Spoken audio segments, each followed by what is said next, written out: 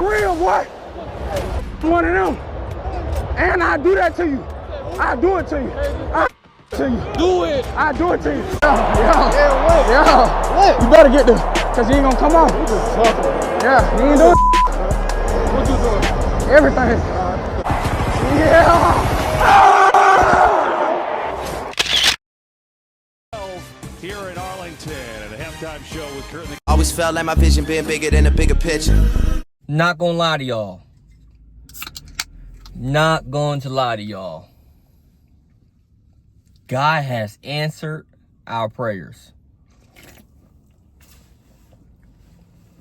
Getting George Pickens, I can't even describe in words. Like, I remember the morning where the news got broke. Like, I was on my way to work. You know what I'm saying? I'm like, dang, we got George Pickens? Now I'm just thinking about, like, all right, is George Pickens legit?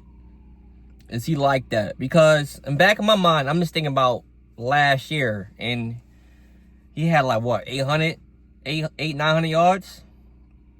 They ain't had the greatest of seasons. But I keep forgetting that they didn't have no quarterbacks last year. So you have to take that into consideration. The Steelers didn't. Every other NFL team didn't. For once, our front office did. They did something smart. They took that into consideration. They knew Dak needed another weapon. And they made it happen. And George Pickens, dog, like, aside from the stats, the clutchness, explosive plays, I just like that dog. He got that dog in him. Cowboys needed that. They needed that. The offense needed that. And we need one on the defensive side of the ball. They're trying to make it happen. I'm keep hearing these rumblings about Maxx Crosby. Maxx Crosby is a dog. And people say, well, if you trade for Maxx Crosby, you should have signed Micah Parsons. No. Technically, if we get Maxx Crosby, we trade away Micah Parsons for Maxx Crosby and Kenny Clark. So we got a D-tackle and an edge rusher for Micah Parsons. And hopefully a first rounder. It depends what the Raiders want.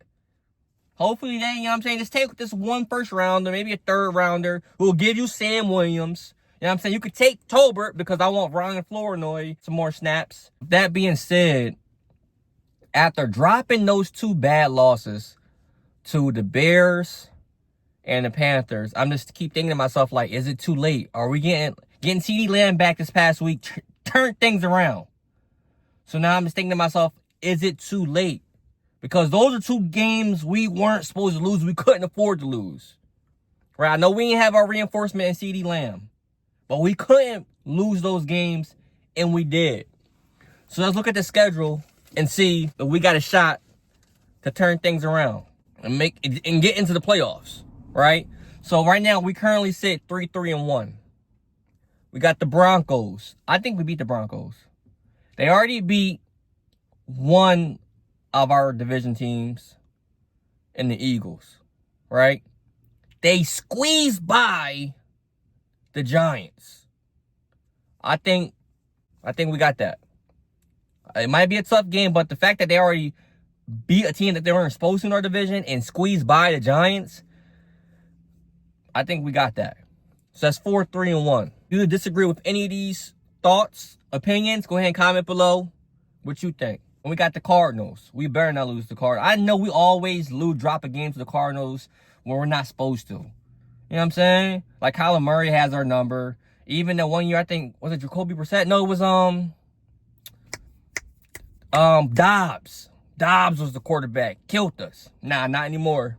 Cardinals 5-3-1. Same thing with the Broncos. The Broncos and Cardinals got our number. Next up, Raiders. Raiders stank.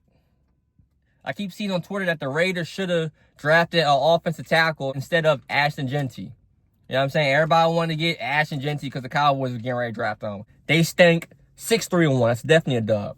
Eagles. Eagles, Cowboys always split games during the regular season unless one quarterback is hurt. Like last year, we didn't have Dak for none of those games. So, of course, they swept us last year. But typically, when both quarterbacks are playing throughout the regular season, we split with the Eagles. They narrowly beat us week 1.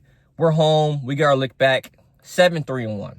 I know you're probably thinking, oh, here's a typical Cowboy fan saying that they're going to win every game. No.